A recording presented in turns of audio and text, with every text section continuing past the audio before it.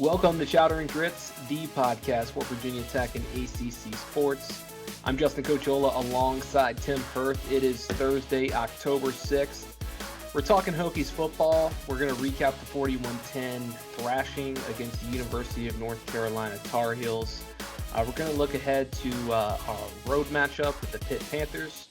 We're going to bring you some Week 6 ACC picks, actually, and recap where we stand so far this season. But before all that, Tim, happy Thursday. Happy Thursday indeed. What a great day Thursday is. We're recording on a Wednesday night. Just so happens we got a rescheduled game, which I know you're aware of. At least I hope you're aware of, given your wife's affiliation with SMU.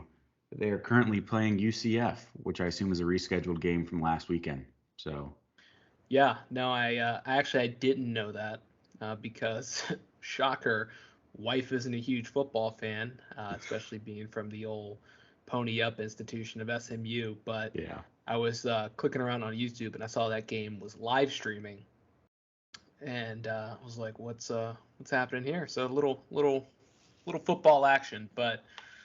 Yeah, how about your Braves, Tim? What is that, five NL East championships in a row now? that's it. Brian Snitker getting it done again. Probably the most Okay. improbable one outside of the first one. This one being more improbable, not because of the talent of the team, but just because of how good the Mets had played for 99% of the season. Yeah. But the Braves played at a I think 114 game clip since August or July, so that's a 114 win clip.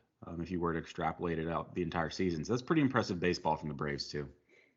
Yeah, I've been enjoying the memes of the either TK Metcalf tracking down Buda Baker or the track guy that runs around the The baseball freeze. stadium.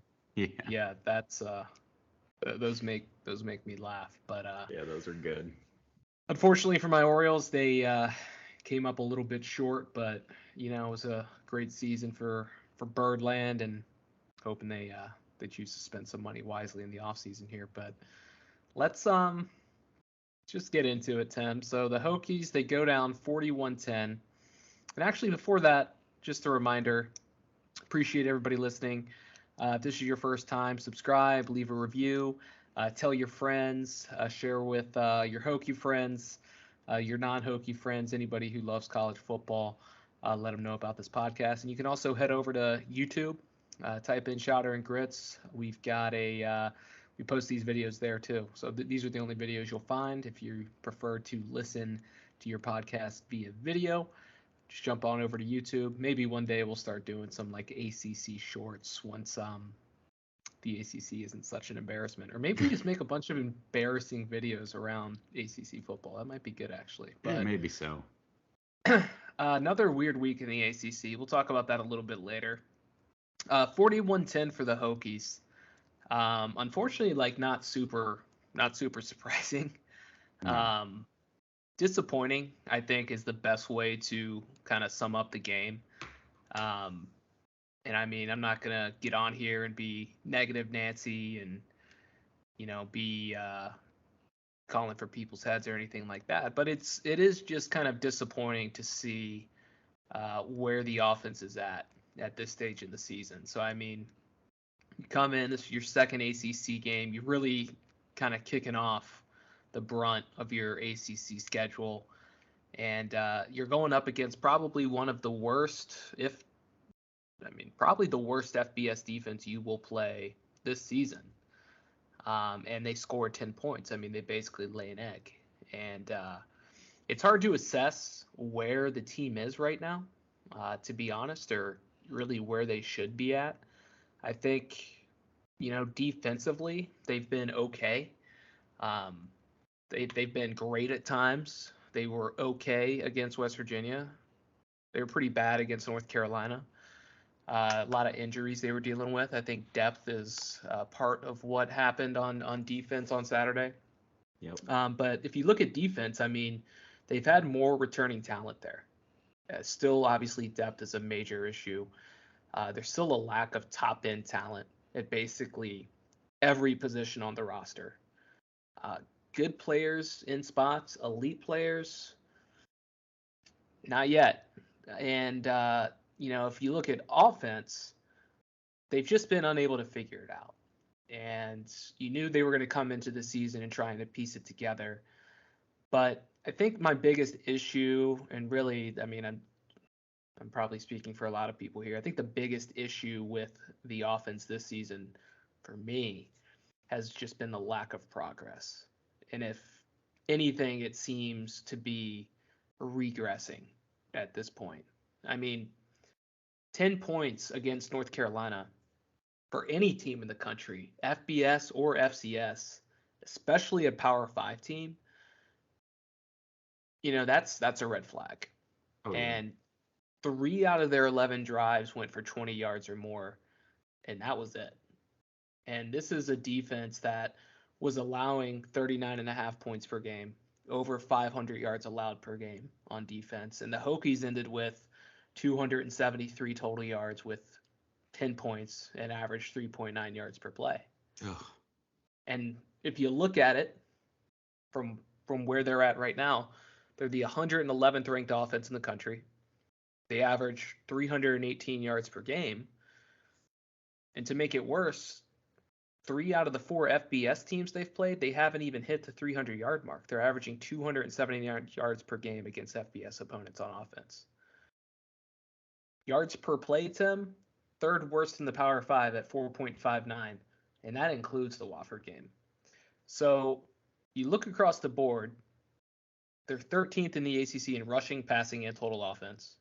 It's the first time since 1989 that they've been held to 10 points or less in back-to-back games. And I just laid out the rest of the stats for you there. And so I think that's been my biggest issue. My biggest issue isn't they're losing games. Again, like, you wanted Virginia Tech to be competitive this year. I think you could have gotten behind that and said, like, that's a successful season. That's like tip of the cap to you. And I think they are being competitive in certain facets of the game. I think special teams, they've been pretty good, especially at the skill positions there on special teams. I think if you look at defense, I think you should be pretty happy with the defense overall. There's some things that weren't so great against North Carolina, but North Carolina has a really good offense. They have a lot of that top-end talent, that elite talent, those elite playmakers on the offensive side of the ball. So I can see that. But offensively, man, I mean, we've been used to some bad offense at Virginia Tech just over the course of history, but man, this is pretty rough right now. Yeah, this offense is is very bad. The more concerning thing, which you already alluded to, was the fact that it has been 5 weeks now, and we've seen maybe regression, certainly not improvement from the offense. And if we are going to suck out loud in the manner that we're playing right now, you would hope that you're seeing with a young coaching staff and some young players on offense, but then you got guys like Grant Wells, who looks worse now at this moment than he did at Marshall by some degree. That's concerning. In the fact that we're still not seeing improvement. We've had the same offensive line since we started, and Joe Rudolph, who is an outstanding offensive line coach, isn't getting much out of those guys. We've got real issues seemingly when it comes to play calling. It's not gelling for whatever reason right now. And if it's not gelling, we'd hope to see improvement, and we've seen none. We've seen regression. It's hard to understate how much of a wet fart going out and scoring 10 points against that UNC defense is. But then you look at the total yards, and it's even more concerning. I don't really know what to say about that offensive performance outside of it being very, very painful to watch. The one thing I will say is, my gripes mainly are, if we're going to play like this on offense, if we're going to ground and pound, at least attempt to ground and pound, even though we can't get a push on the offensive line, and we're going to be conservative and abuse the sidelines in our passing game, you use the middle of the field, stretch it out a little bit, lean into Grant Wells' strengths, which are his ability to throw a pretty decent deep ball. But we're not even doing that, which the inflexibility kind of concerns me as a whole. So I guess, I'll kick it back to you on that one. I just don't know what to say about that offense. And the defense is going to continue to get worse if the offense can't sustain drives.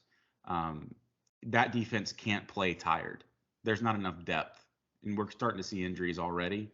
It is a bad recipe moving forward. So we're running out of time now. If we want to shoot for a 500 season, 5-win, 4-win season, this offense has to figure it out fast. Yeah, they have to figure it out. And I think, honestly, and once I watch these games, I'm not going back and watching anything else about it. So it's basically my view of the game as I'm watching on television. And I think, I don't know if this is unpopular belief or not, but I can sit there and watch Grant Wells play quarterback and I can feel pretty good about how he's playing most of the time.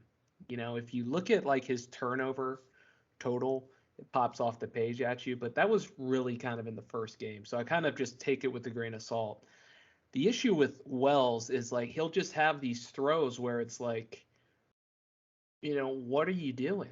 Yeah, He a he 3 called out it route out in into the press coverage kind of thing. he called it out in the press conference about it was a disguise coverage. I don't think so. I mean, if you're watching it live, like it didn't look like a disguise. It looked like the linebacker was standing back just ready to catch the ball that was thrown directly to him. So, I think that's been the biggest issue with Wells is just he'll play good enough. I'm not going to say he's playing great, but he's playing good enough. I think with the circumstance around him, but he's got to stop making those just horrific throws. And I mean, if you look at the ODU game, he had a couple in that game, and two of those picks I don't really put on him, but two of them definitely were. And so I Hmm. think he's got to get more consistent from that standpoint. I think one of my bigger frustrations, and I don't know if this was a health thing or not, Tim, but Keshawn King had 9 carries for 52 yards in the first half, had a couple of nice catches. You could tell he probably didn't look 100% because there was a couple of plays there you felt like a healthy Keshawn King probably takes those to the house. Oh, yeah. Um, he touched the ball one time in the second half, and that was on a kickoff. So Sweet. you basically took the best part of your offense and you just removed it from the game. And I have a hard time understanding why that is and why that continues to happen because it wasn't just in this game. It's a common theme. And the game wasn't out of reach at the start No. of the second half. It should have been 3 points closer than it was, 21-10, but Virginia Tech's defense takes their foot off the brake in the last possession of every single half, it feels like, especially going back to that West Virginia game. Just allowed North Carolina to drive up the field in 22 seconds and get off a field goal. But you didn't give him the ball at all. I mean, was he injured? Because I don't think so. He didn't leave the game with an injury. Like he was in the game at times. He just wasn't getting the ball. Hmm. So there's some issues there. And just another concern I have is like, if you pay attention to the ACC at all outside of Virginia Tech, you saw Georgia Tech beat Pitt last week. Georgia Tech was a 22-point underdog. They had just fired their head coach and athletic director, and they go up to Pittsburgh and they beat the best team in the Coastal by what I would say is a landslide this year. It's not even Yeah. close. And that's not saying great things about Pitt. That's just how bad the Coastal is. Right. Pitt's an average football team, but they're head and shoulders above where everybody else is right now in the Coastal Division. And they went up there and they beat them. Right. I just don't even think that's possible right now with how Virginia Tech's offense is playing. Like you would literally have to play a perfect game defensively and on special teams to even have a remote shot at winning a football game right now. And that just can't happen. And it's Yeah. not going to happen. No, your offense isn't even going to give you a fighter's chance right now. That's how poorly they're playing. And I get it. I've thrown out the lack of talent excuse, but what we're seeing is above talent issues right now. even with talent issues, you should be able to get a little bit more out of that offense. You think Well, Duke has a talent issue? no, oh, they definitely have a talent issue. They're Duke, but look at what they're doing. Talent is part of the equation, not the be all end all. Now, I've Right. given a lot of grace because I realized that this team wasn't recruited for that scheme. These aren't Joe Rudolph's recruits from an offensive line perspective. I've given all that. But what I've seen from that offense is highly concerning. And there are issues that have not gotten better. And maybe I could tolerate some of it if there was even a modicum of improvement, but there's not. So, yeah, good luck the rest of the season. That's if it continues in this way. I'm in team just go ahead and throw in as many freshmen as you can on that side of the ball and let them learn. That's where I'm at right now.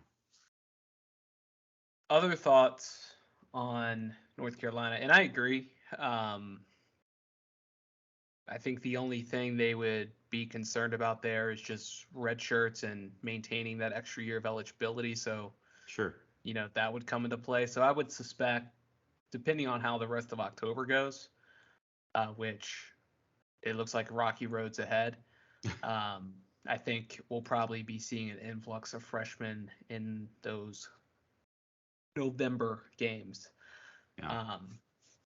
But other thoughts on North Carolina, I think, like I said earlier, depth kind of reared its head, especially in the secondary. You had Jalen Stroman out for the first half with targeting, and then Marty Chapman got hurt. So you had two true freshmen back there playing. I thought they played pretty well, actually. They did. But Yeah.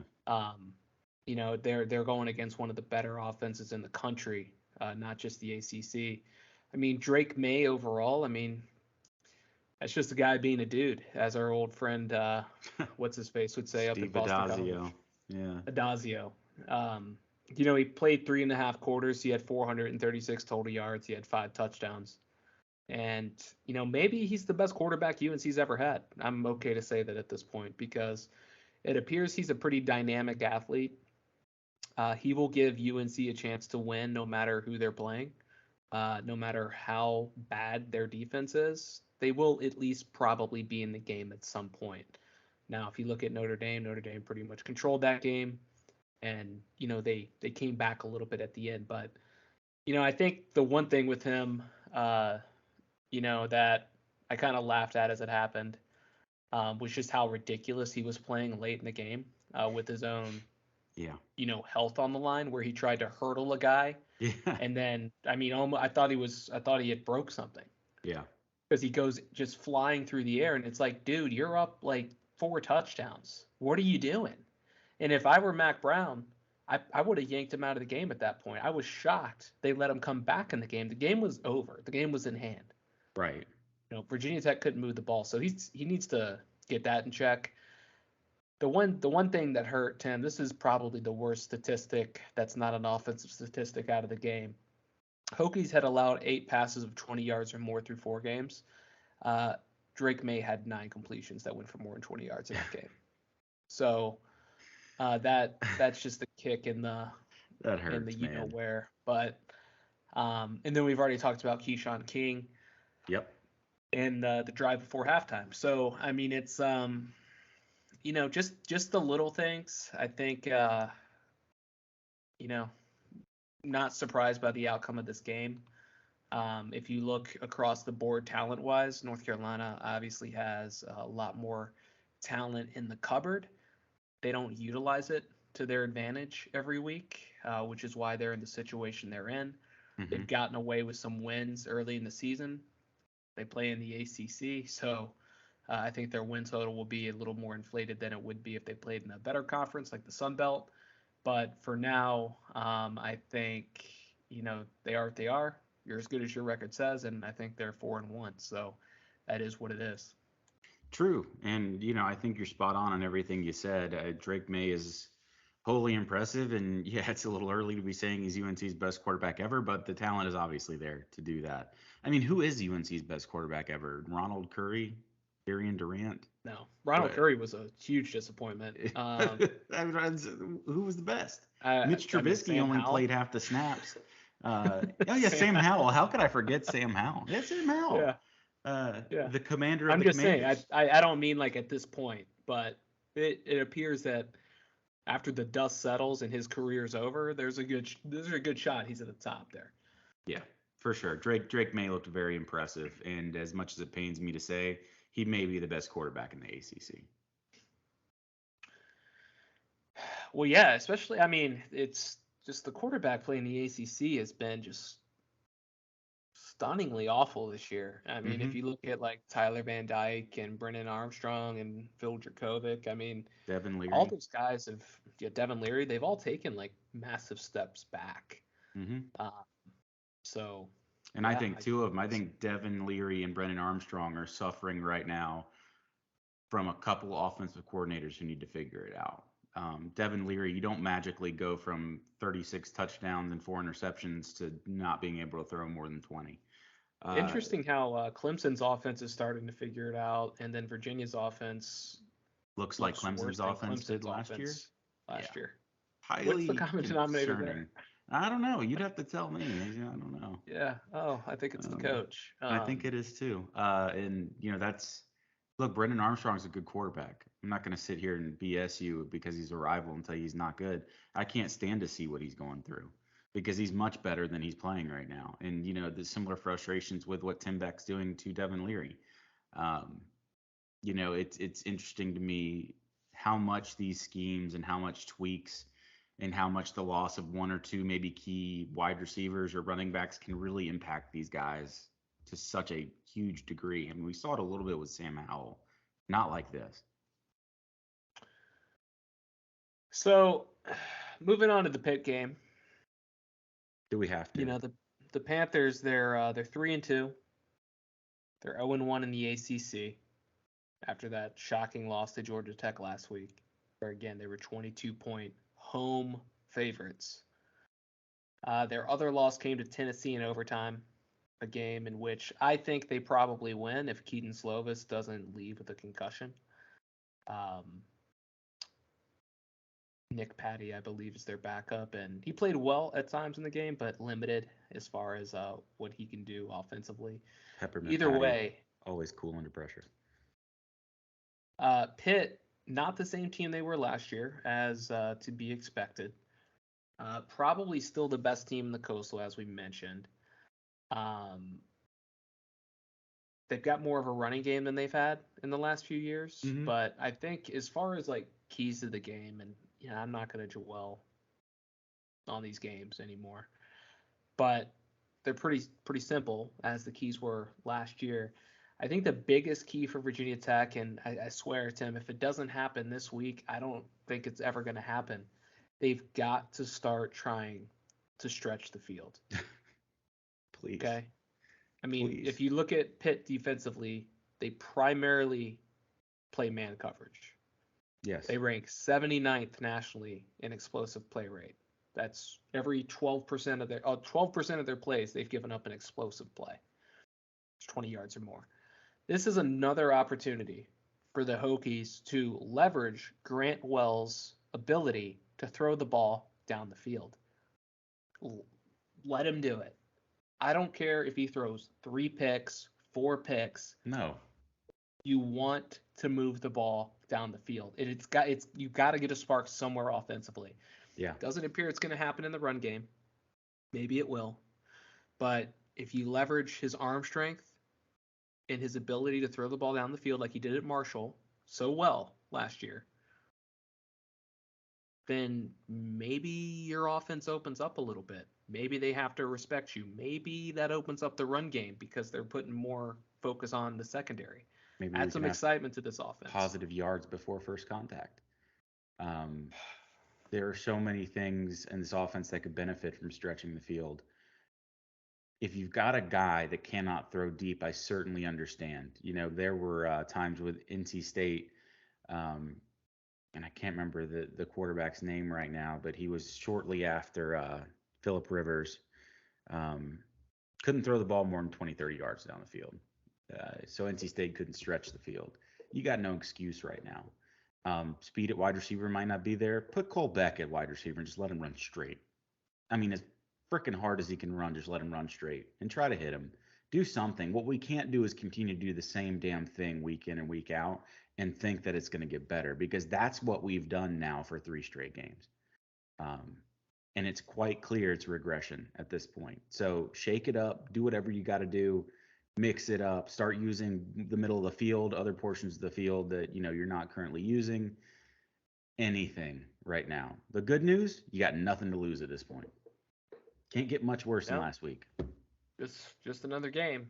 Yep.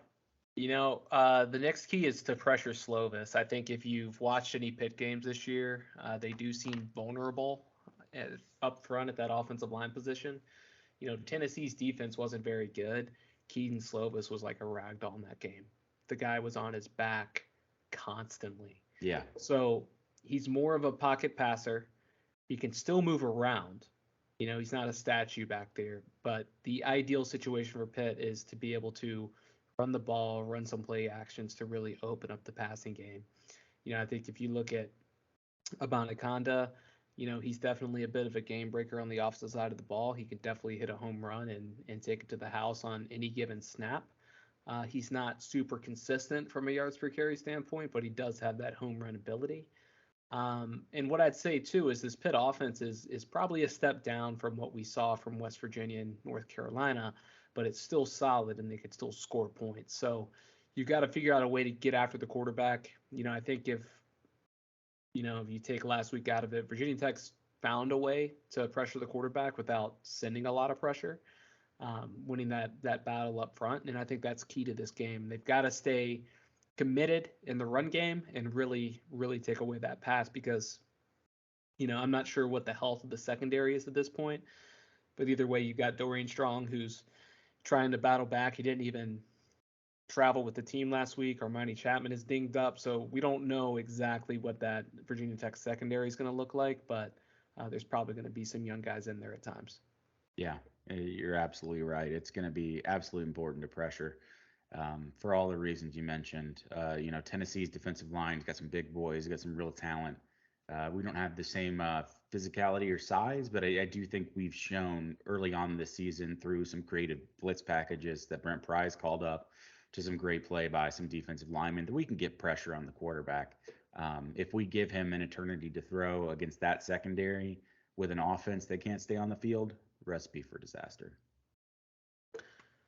Third and final key, Tim, establish the run. I think I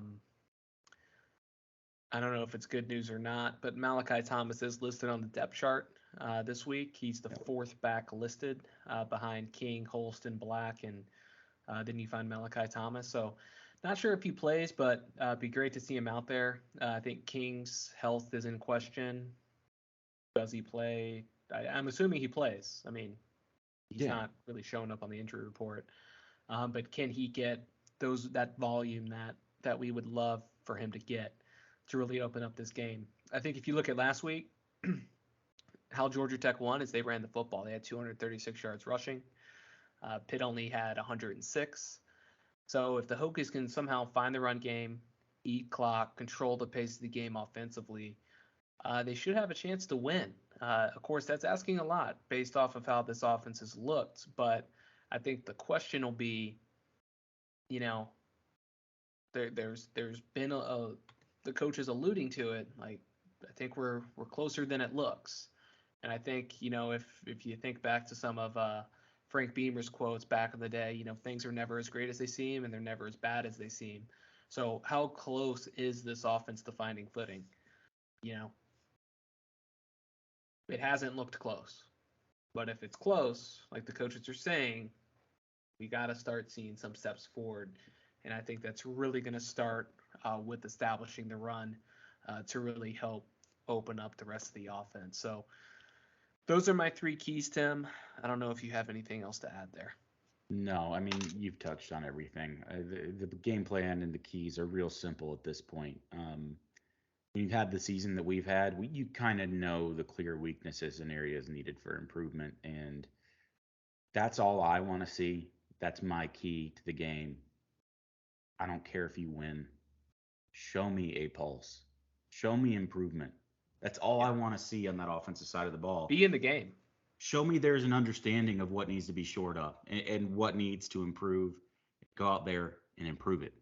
I don't need, the 2020 Chiefs out there. Just give me some damn improvement, man. Right now we're putting an offense out there that would make the military academies, blush because of how bad they are. So let's fix that, or at least attempt to. So what's your prediction for the game, Tim? Still part of me that wants to pick Virginia Tech because I'm an absolute lunatic.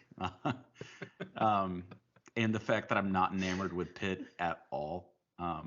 This is not UNC's offense. This is going to be a much easier offense for us to shut down. Now the question is, can we score double digits? Can we break 10 points? I mean, we're scoring double digits, Tim. It's just hard to get past 10. So, you know what? Yeah, I think we'll probably score double digits. But I am so sick in the head. 24-21 Virginia Tech. Let's go. Let's go. Oh man. This is, you want to see insanity, you're looking at it in somewhat high definition right now. This says it's 1080p, but I don't think it's very high definition. Yes, give me 24-21 Virginia Tech because I am an absolute lunatic. Yeah, I need to see progress offensively, before I can pick Virginia Tech in the game at this point. I think I was watching the Frank Beamer documentary on ACC Network this week, and thinking back to when we were in school, when the ACC ran through Blacksburg, those offenses weren't great. And honestly, like if they had been better, maybe Virginia Tech has a national championship or two. I think so. Or at least another appearance. This is not that situation because the defense is not an elite defense. The defense is okay. I've been happy with the defense overall. The defense is above average, I would say. But the offense is on par with, I shouldn't even say on par. It's worse than it was back then at this point. Mm-hmm.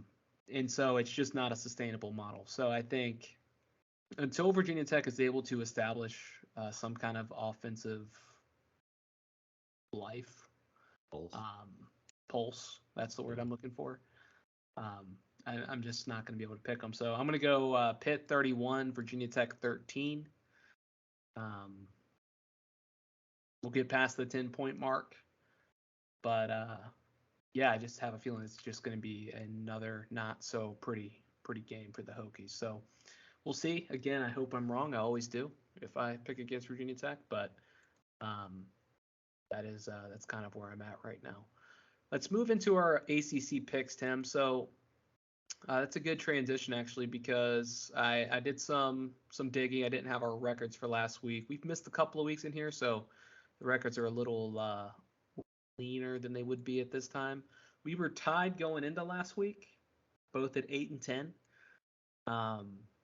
You went 5-1 last week, and of course your one loss was picking the Hokies. And we're gonna keep that tradition alive, baby. Let's go. And then I went 2-4 last week. Just a pretty abysmal week overall. So I'm 10-14 at the moment. You're 13-11. Okay. So you're tracking. I'm pretending I'm the Braves and you're the Mets right now. That's all that matters. But let's get into it. So week 6 picks. You just picked Virginia Tech, and I picked Pitt. Louisville. Now I get the points though, right? Like in this format. We're not doing a money line on that one, right? Yes, that's true. Okay. That's true. Okay, that's true. So the money line's 14.5. So you're taking Virginia Tech. Yeah, I think Virginia Tech's gonna win, but if we get within 7, I'll feel like I have something to celebrate. Yeah, I'm taking Pitt. Yeah. Louisville at UVA. Cardinals are a -3-point favorite. Disappointing loss to Boston College, another shocker in the ACC last week, 34-33 defeat. Scott Satterfield. I don't know how much more time he has left in Louisville. He just cannot stay consistent. It's just not a consistent program, not a consistent product on the field week in and week out. That being said, I'm going to go Malik Cunningham and the Louisville Cardinals to take care of business on the road in Charlottesville. Yeah, it's like the Satterfield theory or Satterfield conundrum, whatever you want to call it. When picking Louisville, the best way to move forward is if they had a bad game the week before, take them to have a good game. If they had a good game the week before, take them to make a mess in the bed. So give me the Cardinals. Yeah, and I learned my lesson last week. I'm done picking UVA. Well, I told you, Chestnut Hill is a weird place, man. Well, I mean, I'm talking UVA here, so I picked UVA over last week. Gotcha. Also not a good idea. That was a mistake. So, speaking of Duke minus 3.5 on the road at Georgia Tech. Who you got? So you got the new interim coach bounce that we saw last week. You got a Duke team that is really well coached, especially on the defensive side of the ball. You got Riley Leonard, who looks good. Give me Duke. I'm going to take Duke as well. I'm not messing around. I think Georgia Tech's little win there comes crashing back down to earth. That's borderline lock of the week material there. I would have felt so much better if it was just -3. Yeah, true. But that half point, I just don't like that half point. I've been robbed by that half point so many times in my life. Especially this season. Here's my lock of the week, Tim. UNC plus 3.5 at Miami. Miami has been the biggest disappointment in the ACC this season, which is saying a lot because there's been a lot of disappointments. Mm-hmm. The offense looks atrocious. They've got Tyler Van Dyke, who was an absolute stud last year, and they benched him this season. Yeah. Which is just hard to believe. I can't even process it. He's probably going to be looking for a new school. Maybe he wants revenge next year. Maybe you want to hit the transfer portal. Just saying. Come on up to the Berg, huh? We could use you. I don't think they play in 23. Maybe they do. No, but I hope so. Since they won't play every year. Right, which we won't go down that rabbit hole. I'd spend 10 minutes on it. That's an off-season conversation. Yeah. I'm going North Carolina. I think with how Miami has played this year, they've been very inconsistent on both sides of the ball. They've shown an inability to score a lot of points against decent opponents. And the one thing UNC is good at is scoring a lot of points. So I'm going to go ahead and take UNC. I think they win the game, so I feel good about that plus 3.5. Good. I'm glad you feel good. Here's the thing, though. UNC's success on offense come when they out-athlete the defense. You saw an evenly matched defense as from an athletic standpoint in Notre Dame. UNC didn't quite have the same success they normally have. What Miami does have is athletes. So here's what I'm going to do. I'm going to make it real. I hate this argument for simple. Miami, though. It's always this argument. Simple. And they always suck. Well, here's the thing. It's always this argument. If you're going to be matched up on the athlete side here, right, you got two poorly coached teams. Miami, UNC. It's in Coral Gables, right? It's in Miami. Yeah, so like 10 people will be there. Right. Little humidity, maybe extra humidity. It's going to be a little sticky, right? Those guys at UNC don't like playing ball down there in that humidity. Right? So, no, it might rain, and we know how UNC's football team is when there's even a drop of rain. So, give me Miami. They're going to be the speed on the side of the football with Miami on defense. We'll be able to match up with the high-flying offense that UNC runs. Now, I think that was a big problem with what happened last week for us. We can't match athletically with UNC. But I do think Miami can. Now, the question is going to be, are they going to be able to score enough points? I think, obviously, your stance here is that they won't. My stance here is that I hope so. So I'm going to take Miami. Not lock of the week. Just so tired of that argument for Miami. I know you are. It's the same argument every time. Same for North Carolina. If you look at how bad they are defensively, it's a joke. Sure. Clemson at Boston College. BC At. is a 20.5 point dog. I'll take the dog on that one. Now, I think they're probably going to lose by 2 touchdowns, but I will. It's the Chestnut Hill theory, man. It's a weird place. They're definitely Um, going to lose, but I'm also going to take the points and go BC there. yeah. I just don't like big spreads with Clemson. I mean, Mm-mm. their offense has been better, but yeah, I'm just still not sold. It still didn't look great. So we dropped the recording there for a second, but we're back. So yeah, Chestnut Hill, BC plus 20.5 seems like a good take with Clemson's offense not being so bueno Sure. these days. But yeah, DJU, he's just not. He doesn't pass the eye test for me. Still, I'm just not sold on him. Just not sold. I mean, he's looking better. And he does every now and then make a throw that makes your jaw drop. But the issue with DJU is, making the throws that should be easy not look so complicated. Putting the ball where it needs to be. And, if you are able to pressure him, which is going to be key, DJU not so great under pressure. Army at Wake. Demon Deeks a 17-point favorite. Army 1-3. Who you got?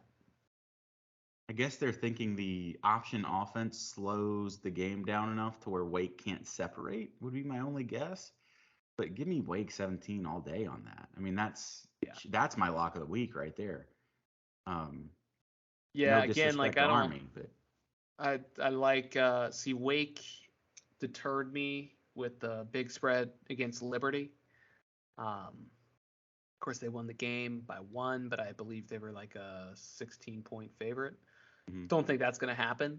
The same style of game, but I'll take Wake, just not as the lock of the week. Yeah. Florida State coming off of their loss to Wake Forest actually, which again. I'm sad I missed the deadline on that bet because I would have emptied the account on Wake Forest. Right. I don't understand why Florida State was 7-point favorite in that game. Yeah, that was weird. But yeah, everybody was excited about Florida State. So Florida State at number 14 NC State. Wolfpack are a 3-point favorite. Who you got? Hammer that Wolfpack button. I think they're going to bounce back from the loss at Clemson. They're going to be much happier to play a defense that isn't Clemson this week. And there is a lot for Devin Leary in that offense to prove. And I expect them to go out there and get a 7-point, 14-point win. I agree. I'm going to go with NC State there. So the only thing I'd look for with NC State is just like, did Clemson beat you 2 weeks in a row? I think that's always the danger Very coming fair. off a game like that. Very fair. You've got kind of a hungry-ish Florida State team. Mm-hmm. They're trying to get back on track. So definitely going to be a good one, I think. But I do think NC State survives and wins by probably a touchdown. So. It's going to be some heavy lifting from Dave Dorn and company on that one. That's going to be a hell of a coaching job to get that team back on track and from a morale standpoint. And I think they'll do it, but you're right. It's an absolutely a probability or a high possibility that Clemson does beat them 2 weeks in a row. We'll see. So that's our show. Thanks for listening. Be sure to hit that subscribe button, leave a review, 5 stars preferably. And again, share this with everybody you know, especially your Hokie fans, your ACC football fans. And head over to YouTube, type in Chowder and Grits, or go to chowderandgrits.com. You can find everything there. Tim, any final words before we sign off? I like that Frank Beamer quote. Things are never as good as they seem. Things are never as bad as they seem. Something to that. Yeah. Let's keep that in mind as we watch the Hokies offense this weekend. Yeah, there's a very good chance that we see further regression. And one thing I don't like is the amount of nonsense that I've seen on social media in regards to bashing the staff, bashing, the players specifically by name. Don't do that. Don't engage in that. Be better than that. This is a rebuilding year. I thought we were all aware of that. Maybe we're not. But try to find little victories in the game because I'm not sure an actual victory is going to occur. Yeah, listen, rebuilds, They just kind of suck, you know. But they need to happen in order to grow. So you just have to trust the process. Sometimes it's better to tear it down and start anew than to try and fix a hole on an old boat, if you know what I mean. So that's where Virginia Tech is. Exactly. Look at the Atlanta Braves. Took a 3-year rebuild. Some of the worst baseball I've ever watched. It was absolute hell. 5 straight division titles and a World Series to show for it to this point. So the grass is sometimes greener on the other side of that rebuild.